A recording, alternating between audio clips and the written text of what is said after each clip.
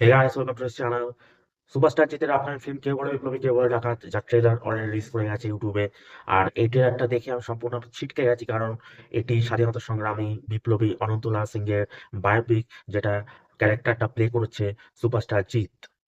ট্রেলারটা দেখে বোঝা যাচ্ছে যে সুপারস্টার জিৎ তার এই ক্যারেক্টারটা প্রেজেন্ট করতে কোনো রকম খামতি রাখেননি।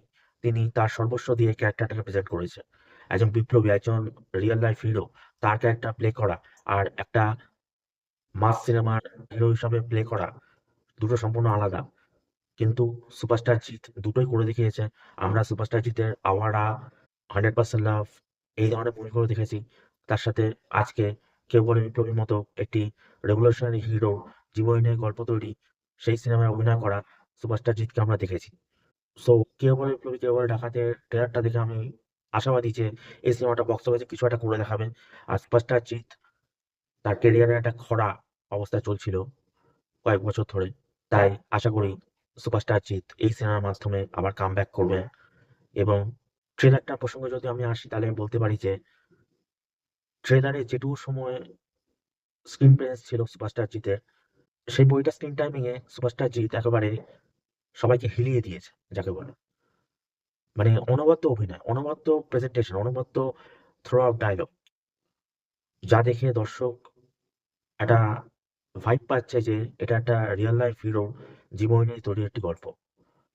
আর ট্রেলারের মধ্যে বাদবাকি যেসব কলাকুশলীকে দেখা যাচ্ছে, তাদের অভিনয় অত্যন্ত প্রমিনেন্ট হয়েছে।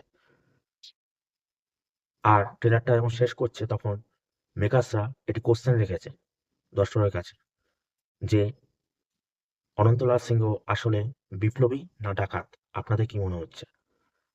এটা একটা সাসপেন্স, যাকে বলে, মেকার্সরা রেখেছে ট্রেলারের শেষে।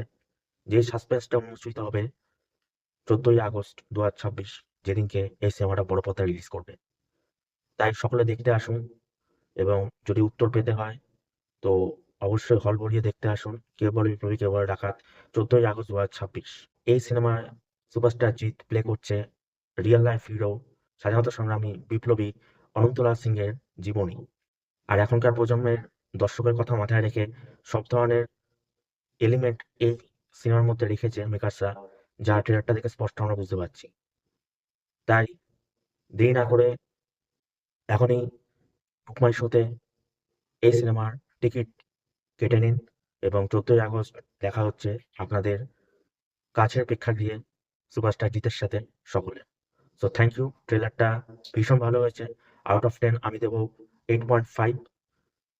আর এখানে শান্তনুমত্ত মিউজিক আরেকটু ভালো হলে আমার মনে হতো যে it will be up to the mark. সবকিছু দেখে আমি মনে করি এই ট্রেলারটা একটি উপযুক্ত ট্রেলার, এবং উপযুক্ত একটি সিনেমা স্বাধীনতা দিবসের দিন রিলিজ করবে বড় পর্দায়। একজন স্বাধীনতা সংগ্রামীর জীবনী প্রেজেন্ট করবে বড় পর্দায় সুপারস্টার জি। So thank you. ট্রেলারটা আপনার কেমন লাগলো অবশ্যই জানাবেন কমেন্ট সেকশনে। তো আপাতত গুড বাই।